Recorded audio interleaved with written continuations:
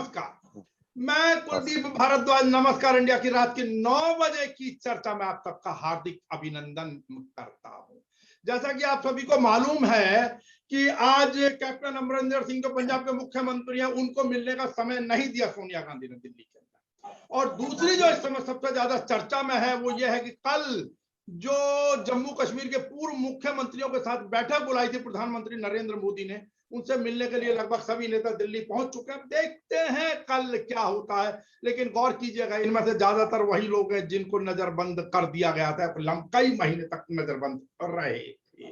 एक और खबर आ रही है, हिमाचल प्रदेश का जो भुंतर एयरपोर्ट है, कुल्लू के एयरपोर्ट को भुंतर एयरपोर्ट नाम से जाना जाता है, वहां पर भी मुख्यमंत्री गए थे, नितिन गडकरी जी भी गए थे, लेकिन वहां पर जो मुख्यमंत्री का कार्यालय के जो सिक्योरिटी के एएसपी है, उनको एसपी सिटी ने चाटा मार दिया और उसके बाद फिर एएसपी साहब ने लात घूंसों की बरसात कर दी उनके ऊपर।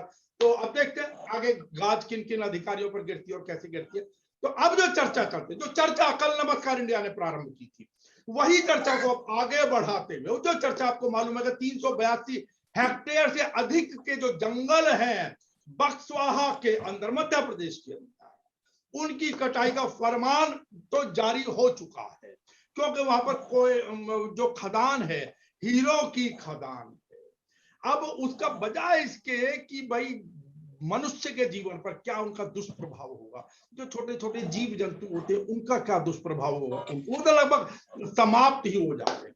अंधाधुंध कटाई खाली यहां पर नहीं, कहीं चले जाइए, आप हिमाचल चले जाइए, आप मध्य प्रदेश चले जाइए, आप उत्तर प्रदेश चले जाइए, आप दिल्ली आ जाइए, कंक्रीट के जंगल, हवस इंसान की कहीं खत्म होने का नाम नहीं।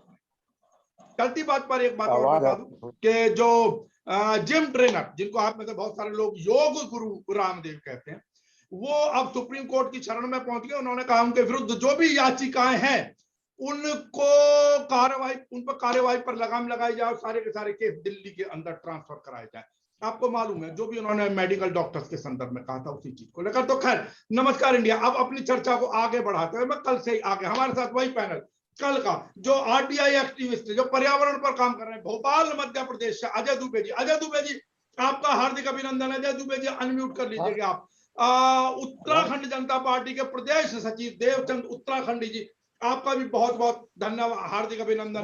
हमारे साथ भारतीय अपना समाज पार्टी से रामकृष्ण मिश्रा जी, उनके प्रवक्ता, नमस्कार इंडिया के साथ जुड़े साहब, आपका भी हार्दिक अभिनंदन। और राजेश दुबे, आपकी वीडियो चली गई है स्क्रीन पे से, राजेश दुबे अभी लौट जाएंगे, तो राजेश दुबे जी का भी यहाँ से हार्दिक अभिनंदन। मैं अभी इस चर्चा को मैं शुरुआत, हालांकि कल आज राजन जी नहीं है, लेकिन क्योंकि कुछ चीजें रह गई थी, मैं रामकृष्ण मिश्रा जी आपसे पूछना चाहता हूँ, मैं शुरुआत आपसे कर देता हूँ। वो ये कि कल जो भी कुछ हुआ, जो हमारी चर्चा है उसके अनुसार जो अजय दुबे जी ने बताया कि जो 382 हेक्टेयर में जो जंगल काटे जाने, और वो जंगल जिनमें 2,15,837 का तो सरकारी आंकड़ा है जो पेड़ काटे जाएंगे,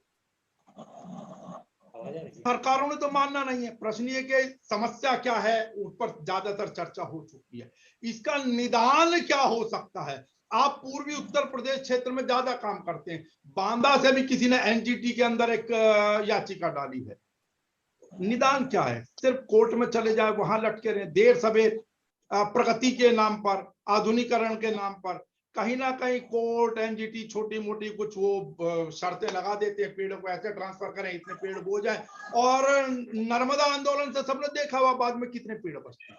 तो निदान क्या है और आपका क्या रोल होगा? आपके क्षेत्र भी के लोग भी तो प्रभावित होंगे, वहां पर भी पानी की समस्याएं आएंगी, बुंदेलखंड क्षेत्र में। रामकृष्ण मिश्रा जी क्या कहेंगे आप?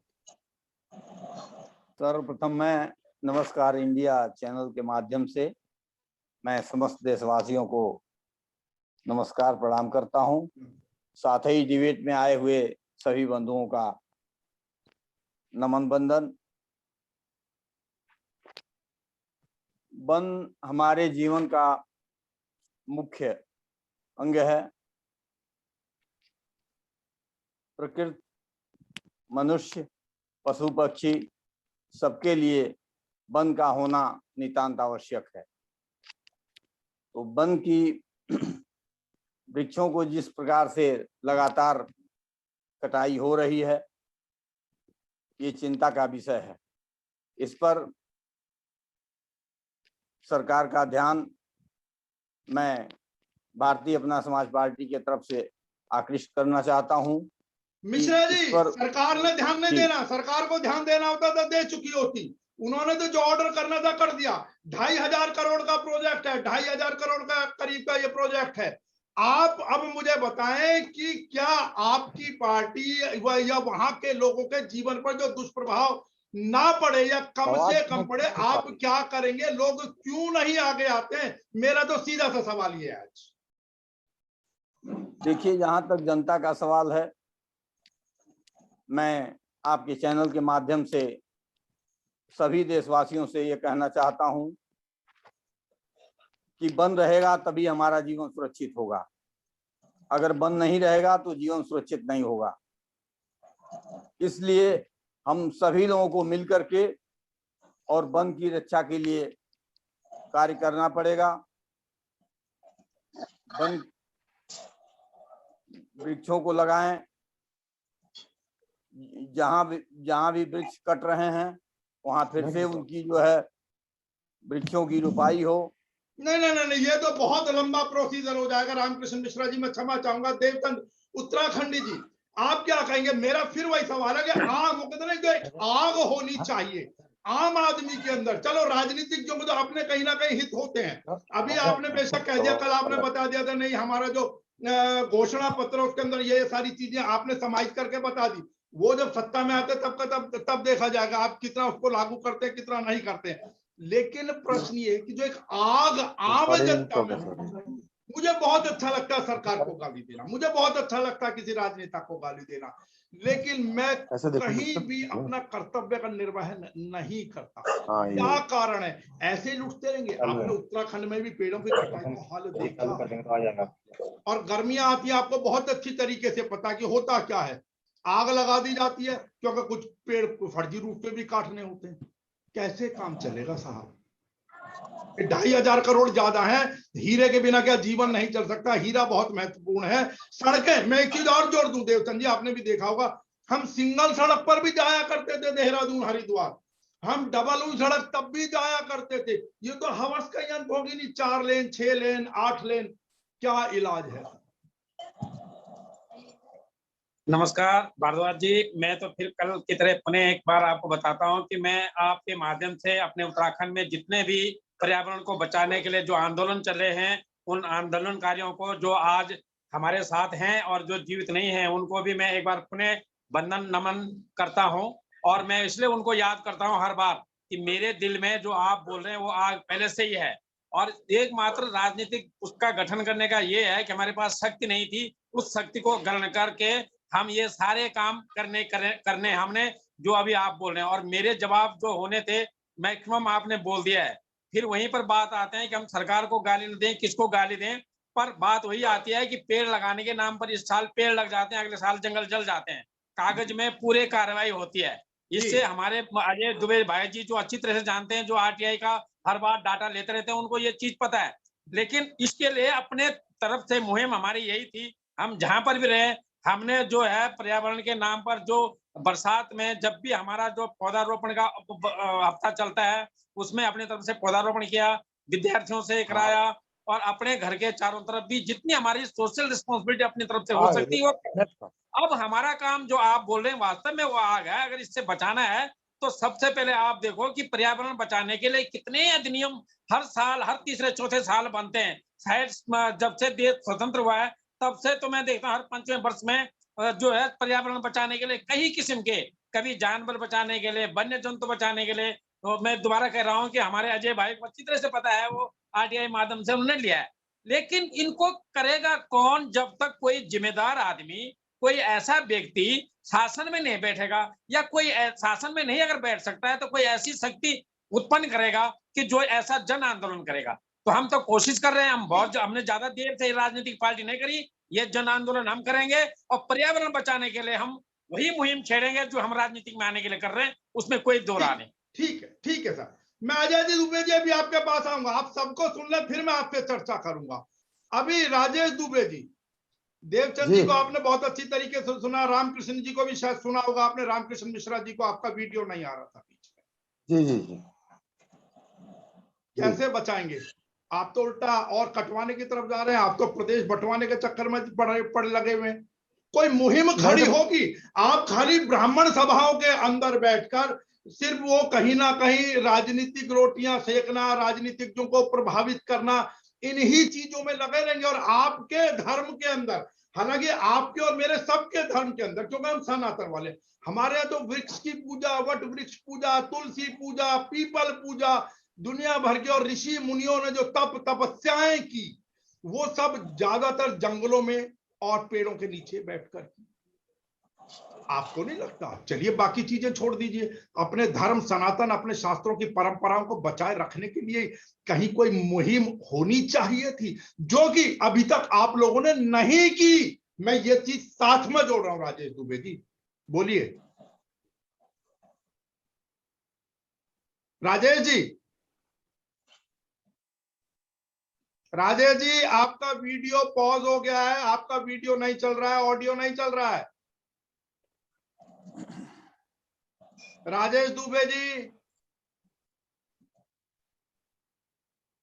चलिए कोई बात नहीं। अजय दुबे जी, आप ही प्रकाश डालें, आप आरटीआई के क्षेत्र में हैं, सक्रिय कार्यकर्ता हैं, आपको क्या लगा इस चीज के अंदर? सरकार की मंशा ये कब समाप्त होंगी? चल रहा है आज यहाँ का बक्सवाहा का जंगल है, आपने बेतिया के बारे में बताया, कल को तीसरी जगह भी चल देंगे, लेकिन काम करेगा कौन इसके पीछे ताकि उस पर्यावरण? जी बोलिए राजेश दुबे जी, बोलिए। मैं अजय जी आप चली गई थी जी, बोलिए राजेश दुबे। आवाज, मैं ये कह रहा था कि आपने कहा हम लोग जो प्रदेश बनाना चाहते हैं वो हरा भरा प्रदेश बनाना चाहते हैं, उसमें वन होना चाहिए, हमारा प्रदेश हरा भरा होना चाहिए। और इसके लिए भी राजनीतिक मुहिम के से नहीं, हम लोगों ने तय किया है कि अगर पेड़ों को बचाएंगे तब न बच पाएंगे हम लोग। हमारे मध्य प्रदेश में जिस तरह से अंधाधुंध प्रदेश की सरकार ठेका दे करके और पेड़ों को कटवा रही है, नदियां बताइए जल नहीं बचा पा रहे हम लोग, जलों के अभाव से बताइए आज जंगल कट गए जिससे नदियां उथली हो गई, ये स्थिति आ गई कि बाढ़ आ जाती प्रदेश के अंदर में है। हर जगह अंधाधुंध कमाई चल रही है, अवैध उत्खनन चल रहा।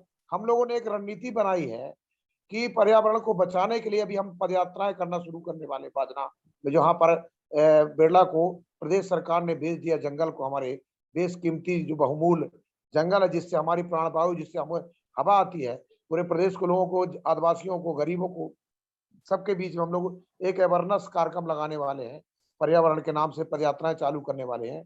आज ही हमारी चर्चा हो रही थी और हमारा उद्देश्य राजनीतिक नहीं है। राजेश दुबे जी, आपका प्रदेश गंजा हो गया। आपने ना सनातन के नाम पे, ना ब्राह्मण के नाम पे, ना राजनीतिक दल के नाम पे, आप लोगों को तो अब से पहले ये मुहिम शुरू कर देनी चाहिए थी जंगलों को बचाने के लिए, चाहे धर्म की दृष्टि से। मैं सारी दृष्टि आपके ऊपर डाल दी है, धर्म की दृष्टि से, राजनीति की दृष्टि से, समाज की दृष्टि से। साहब आपने, आप भी जब जाते हैं, आप आपके रीवा सीधी की तरफ जब जाते हैं, जहां पर बड़े सारे सोलर के प्लांट लगे, साथ साथ अगर कुछ वन क्षेत्र उगा दिया जाता उस क्षेत्र के अंदर, तो बेहतर नहीं होता? कैसे, कब तक? आप जिस समाज का नेतृत्व कर रहे हैं वो क्यों इतने सुप्तावस्था के अंदर पड़ा हुआ, मुझे तो ये बता दीजिए। नहीं सर, आप जिस समाज से हम लोग नेतृत्व कर रहे हैं, हम लोग का पहला ध्येय रहता है कि पीपल का वृक्ष लगवाएं, बरगद का पेड़ लगवाएं, तुलसी के पौधे लगवाएं और फलदार वृक्ष पंडित जी लगवाएं। महाराज, जब लगवाओगे जो लगे लगाए उन्हें नहीं बचा पा रहे हो अभी तो आप लोग, ब्राह्मण देवता। हमने अभियान चालू नहीं सर, हमने अभियान चालू कर दिया है। अब ये हम लोग जरूर एक रणनीति बना रहे हैं जो बाजना वाला है, बहुत बड़ा मुद्दा है। इसमें हजारों लोग वो हो रहे हैं, प्रभावित हो रहे हैं, नदियां प्रभावित होंगी।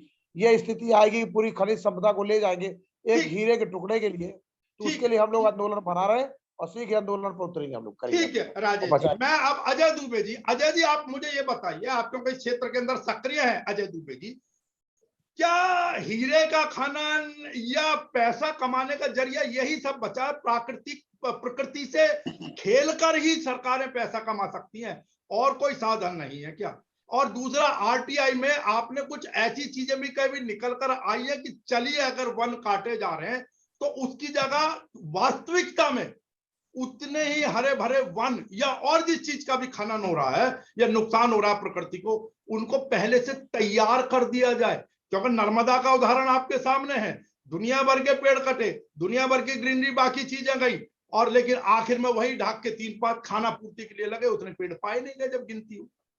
अजय दुबे। आदरणीय भाई साहब, इस विषय पे एक बहुत महत्वपूर्ण जानकारी ये है कि मध्य प्रदेश में जो वर्तमान स्थिति है वो कर्जे पे डूबा हुआ है जी। और इस वक्त कोरोना संकट है, इसलिए मध्य प्रदेश सरकार विदेश दौरे पे नहीं जा रही है। अन्यथा यदि आप देखें तो दिग्विजय सिंह के समय से लेके और अभी पिछले 1-1.5 साल पहले तक हर मुख्यमंत्री साल में 3 या 4 विदेश यात्रा करता था निवेश आमंत्रित करने के लिए। विदेशी संस्थानों को बुलाया जाता था, राष्ट्रीय स्तर पर बात होती थी कि राजस्व संग्रह करना, राजस्व वृद्धि हो। हीरा मिला है और हीरे को अन्य खनिज पदार्थों की तरह इसका दोहन करना था। ये हकीकत और ये सच हमें स्वीकार करना होगा कि विकास का जो पहिया है वो पर्यावरण के ऊपर ही रौंदते हुए चलता है।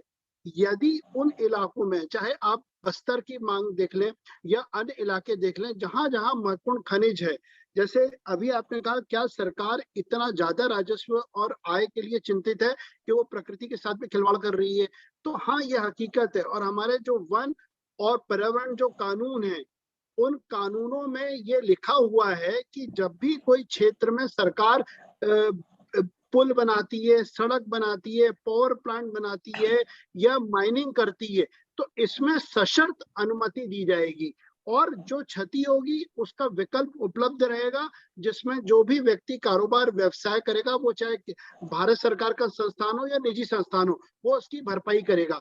हम जहां पे अभी बक्सवाहा की बात कर रहे हैं उसके बगल में ही पन्ना में हीरे की खदान है। एनएमडीसी भारत का नवरत्न संस्थान है जहां हीरे की खनिज उपलब्धता है और वहां पे माइनिंग चल रही है। मुद्दा इस बात का था कि आप सरकार इसको क्या रोक सकती है या जनता?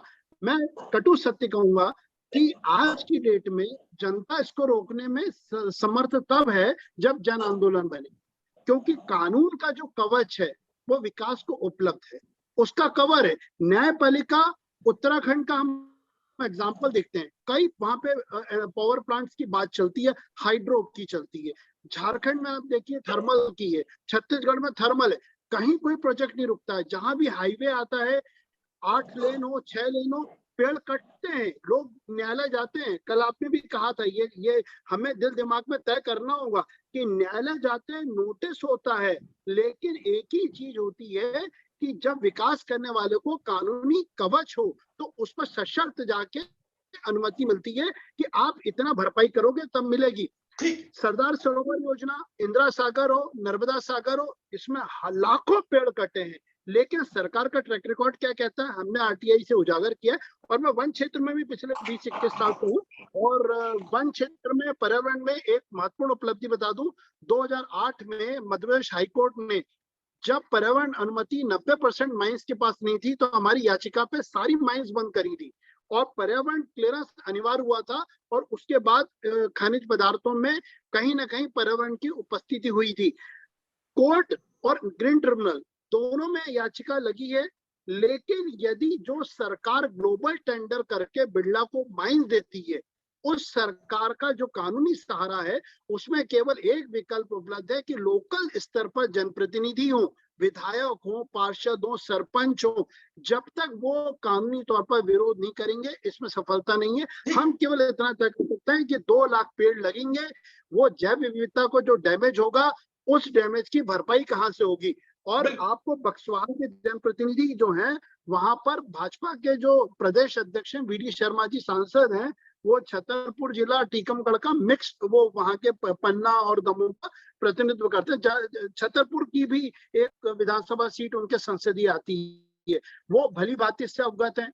मुख्यमंत्री जी ने कहा कि हम बक्सवाहा की क्षतिपूर्ति पेड़ लगा के करेंगे, हर कोई सब जानता है, जनता का विरोध भी है। लेकिन एक पक्ष ये भी आता है कि जो बक्सवाहा के आसपास के राजस्व क्षेत्र है, जो ग्रामीण जनता है, उसने ये कहा है जो रोजगार की जरूरत है, जिसने ये कहा है कि हाँ हमें रोजगार चाहिए। 15 साल में जो सरकार रोजगार नहीं दे पाई, बुंदेलखंड में गरीबी नहीं मिटा पाई, जल समस्या नहीं निपटा पाई, वो आज इसका फायदा उठा रही है। जो विकृति उसे दूर करनी थी, जो कमजोरी दूर करनी थी, ठीक। आज वो रोजगार के सहारे इस योजना को आगे बढ़ा रही है। जी मैं आता हूं अजय दुबे जी चर्चा को आगे बढ़ाते हुए।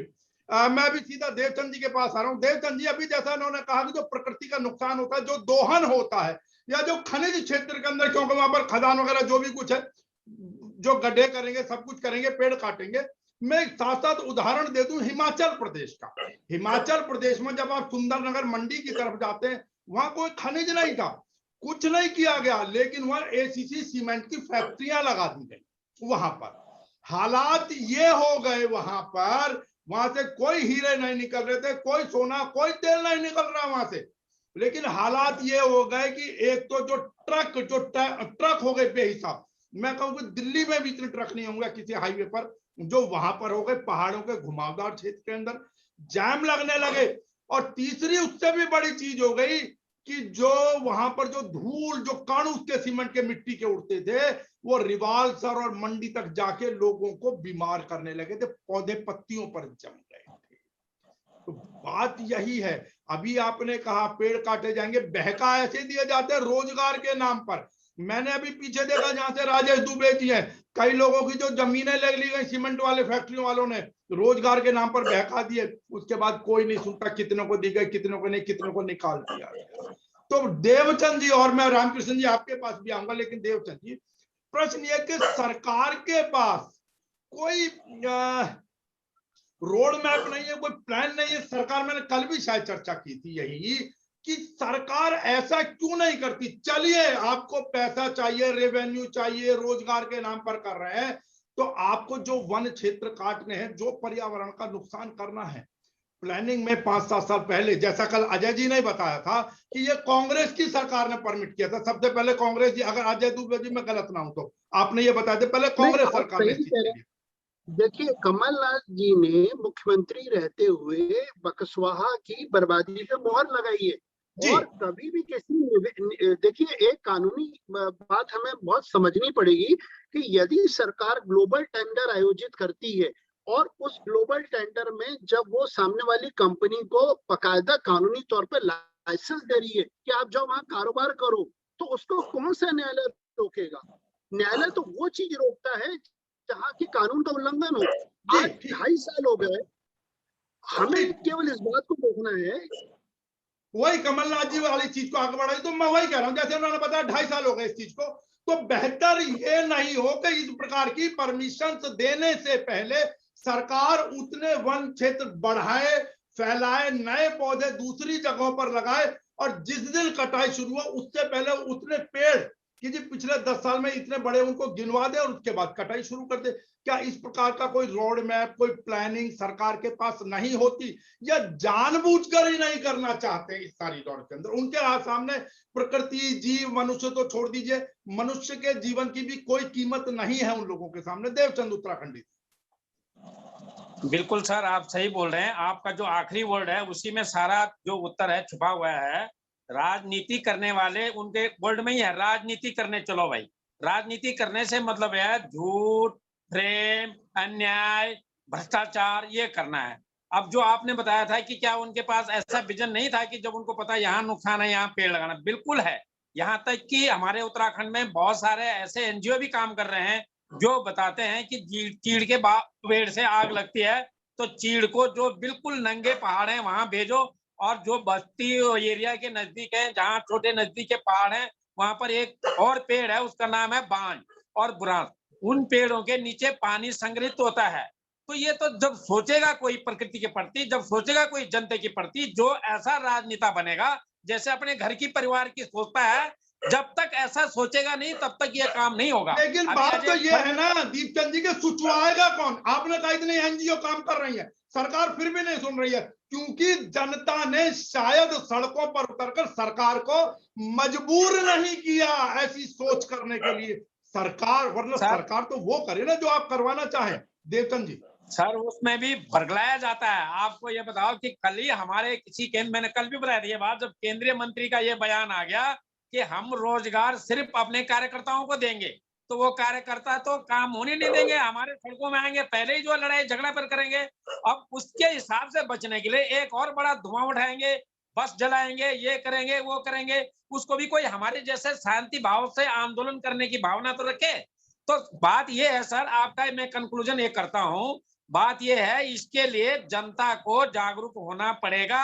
हम चाहेंगे जनता को जागरूक करेंगे कि आप अपने लिए क्या खड्डा खोद रहे हैं, ऐसे लोगों को चुनकर, और नहीं चुन गए, गलती हो गई, चुनेंगे, लेकिन अब उनको सही रास्ते में लाने के लिए जन बीती दाई आंदोलन बिसार कीजिए। दे, बीती दाई बिसार दे, आगे क्या करेंगे बताइए रामकृष्ण मिश्रा हाँ। जी। अब मुझे बताइए कि क्या आप, अब क्योंकि चुनाव भी आने, चलो चुनाव की दृष्टि से मैं बात कर देता हूं, क्या आप इसके दुष्प्रभावों को रोकने के लिए, क्योंकि पूर्वी उत्तर प्रदेश पर बसवाहा के जंगल का दुष्प्रभाव पड़ेगा ही पड़ेगा, क्या आप ऐसा माहौल बनाएंगे, बनाने में सफल होंगे, ऐसी आग लोगों के मनों के अंदर पैदा करेंगे कि वो जागरूक हो? दिक्कत ये कि हमारे लोग यहाँ पर जागरूक नहीं है, कहीं ना कहीं सुप्त अवस्था में है। रामकृष्ण मिश्रा जी। जी, भारतीय अपना समाज पार्टी जनता के बीच जगह जगह जा करके और सबको आह्वान कर रही है कि मिश्रा जी, मेरा निवेदन है कि खाली कहने के लिए नहीं, बात यह है कि जब आप कह रहे हैं तो उस पर अमल भी उसी प्रकार हो, तब तो मजा है। बाकी कह के घोषणा करके चले जाने में मजा नहीं आएगा। जब जनता से कहा जाएगा तो अमल निश्चित होगा। और जनता, जब तक जनता जागरूक नहीं होगी तब तक सरकार के कानों में जू नहीं रहेगा। इस नाते हमारी पार्टी जन जागरण का एक कार्यक्रम बना करके, और हमारी पार्टी जो है, हमारी पार्टी का आह्वान है कि वन होंगे, हरियाली होगी, तभी पृथ्वी पर खुशहाली होगी। वृक्षों की जब हम करेंगे रक्षा, तभी बनेगा जीवन रक्षा। ठीक, जीवन रक्षा। राजेश दुबे जी, इसी पर हम लोग कार्य कर रहे हैं।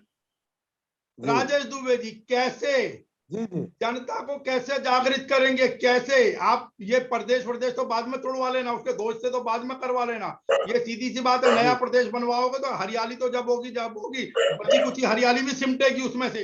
अब प्रश्न मुझे सीधा सा बताइए, मैं कैसे उम्मीद करूं, समय ज्यादा नहीं बच रहा, 6 मिनट का समय, 5.5 मिनट का। अब मुझे बताइए कैसे उम्मीद करूं, और क्या उम्मीद करूं आपसे, नहीं तो फिर आपको बुलाया जाएगा। कैसे आप लोगों में आह्वान करेंगे, कैसे जागृत करेंगे, कैसे इसको एक जन आंदोलन का रूप देंगे? राजेश दुबे।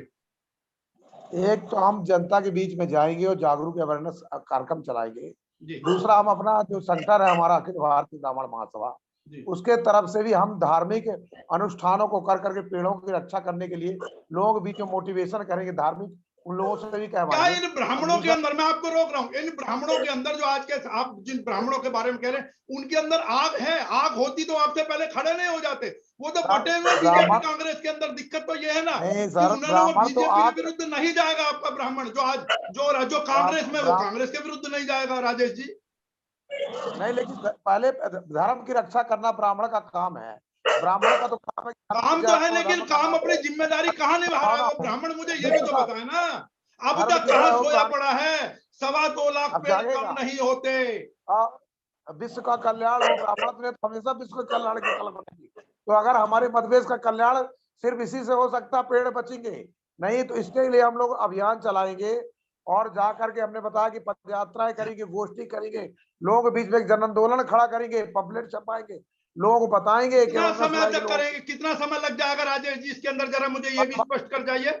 मैं कब उस जन आंदोलन की पहली झलक मैं कब देख पाऊंगा? ये जो हमारे पैनलिस्ट बैठे हुए हैं साथ में, ये उस जन आंदोलन की पहली झलक से कब रूबरू होंगे, मुझे ये बता दीजिए आप। ये 10 दिन बाद हम पहला बक्सवाहा ही जाएंगे। पहले वहां पर उनका मंदिर है, जटाशंकर जी का, बाजना का बहुत बड़ा स्थान है वहां पर। बाजना जब भी कोई भूकंप आता है तो वहां का पानी इतना स्रोत है नीला कि वो बता देता। सबसे पहले वहां आपने 10 दिन बाद कहा ना साहब, आज कितनी तारीख है? देवचंद उत्तराखंडी जी, रामकृष्ण मिश्रा जी, आप भी सुन लीजिए, आज कितनी तारीख है? आज शायद 23 तारीख है साहब। हम 23 जुलाई को ही आपसे पूछेंगे इस विषय के अंदर, हम बिल्कुल याद करेंगे। 10 दिन छोड़ दीजिए, हम पूरा 1 महीना दे रहे हैं। अजय दुबे जी, अब प्रश्न वही हो गया आपसे कि कोई आपकी नजरों में, आपने क्या आरटीआई से जो जवाब निकाले तो सरकारों को कुछ सुझाया भी आपने इस संदर्भ में कि भाई ये कर लीजिए, और उन सरकारों ने उनको अपनाना तो दूर की बात है, आसानी से तो सरकार नहीं मानती, ये तो हमें कुछ सवाल करने की तुक बनती नहीं, लेकिन आपने कुछ मार्ग भी तो सुझाए होंगे आप लोगों ने।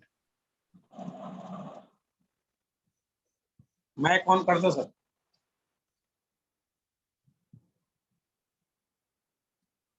अजय जी आपका अनम्यूट कीजिए, अजय दुबे जी अनम्यूट करें स्क्रीन से। हाँ जी बोलिए। देखिए, पर्यावरण संरक्षण और वन संरक्षण जो है वो लगातार सतत प्रक्रिया है, जिसमें हम लोग सरकार के साथ कई मुद्दों पे लड़ाई हुई है और हम लोग सुप्रीम कोर्ट और उच्च न्यायालय में लड़ रहे हैं। इस पूरे मामले में सरकार का जो फायदा है कि कोरोना संकट के कारण जन आंदोलन सड़क पर उतर नहीं पा रहा है, कई बंदिशें हैं। हमारा सुझाव सरकार को यह था कि सरकार अभी पन्ना डायमंड माइंस की पूरी क्षमता का दोहन नहीं कर पाई है। सरकार एक संभावित जो डायमंड माइन प्रारंभ कर रही है उसको पर्यावरण की अपूरणीय क्षति को देखते हुए उसको निरस्त करे। और अभी वर्तमान में जो भारत सरकार की जो आकलन रिपोर्ट बनी है उस क्षेत्र के बारे में, जो भारत सरकार का केंद्रीय पर्यावरण मंत्रालय उसका क्षेत्रीय कार्यालय भोपाल में है, उसने भी वहां का असेसमेंट किया है। अनुमति उनसे भी लगेगी। हमारा कहना है कि जो कानूनी सहारा इस जंगल को बचाने के लिए है उस पर हम सरकार का ध्यान आकर्षित लिखित में कर चुके हैं, और थोड़ा माहौल ठीक होगा तो जन आंदोलन के साथ जनता उतरेगी और जनता अपने को आगामी जो पंचायत और जो चुनाव है इस बार पर्यावरण और बक्सवा मुद्दा बनेगा कि हमें ऑक्सीजन चाहिए या फिर हमारे लिए ये हीरा है, और हीरा तो जलंधर के लिए है, जिसको कि पीने का पानी चाहिए, जिसको ऑक्सीजन चाहिए। और कोरोना संकट में भी यदि ऑक्सीजन का महत्व नहीं समझे तो मेरे ख्याल से शायद फिर ये मानव नहीं है, फिर तो हैवान है। बिल्कुल बिल्कुल बिल्कुल ठीक है अजय जी। मैं अब ये उम्मीद करता हूं आज हमारे साथ देवचंद, और ये आंदोलन खाली मध्य प्रदेश का नहीं, ये आंदोलन खाली अजय दुबे का नहीं, मैं समझता हूं उसके अंदर राजेश दुबे आपके आप ही के प्रदेश से हैं, रामकृष्ण मिश्रा जी उत्तर प्रदेश और उत्तराखंड से देवचंद जी, मैं समझता हूं ये एक तरीके का हर जगह पर उत्तराखंड, उत्तर प्रदेश, हिमाचल प्रदेश, मध्य प्रदेश में एक जन आंदोलन का रूप और स्वरूप ले, क्योंकि मानवता, इंसान, वन्य जीव सब कुछ सभी जगह बचाने, इनके अंदर जो अनेक जीव होते हैं वो बड़े सारे कीड़ों को भी खाते हैं, पर्यावरण के लिए भी बहुत सारे लाभदायक होते हैं। आप आज की चर्चा में जुड़े, समय फिर गवाही नहीं दे रहा वरना आपको दोबारा से फिर छोड़ूंगा। आप आगे मैं समझता हूं कि इसी प्रकार मार्गदर्शन करते रहेंगे, समस्याओं से भी रूबरू कराएंगे और समस्याओं के निदान से भी रूबरू कराते रहेंगे। फिर एक और चर्चा पर मुड़ेंगे, तब तक एक बार फिर से देवचंद उत्तराखंडी, रामकृष्ण मिश्र, राजेश दुबे और अजय दुबे जी आपका बहुत बहुत धन्यवाद। स्वस्थ रहें, बाहर निकले तो मास्क लगा। नमस्कार।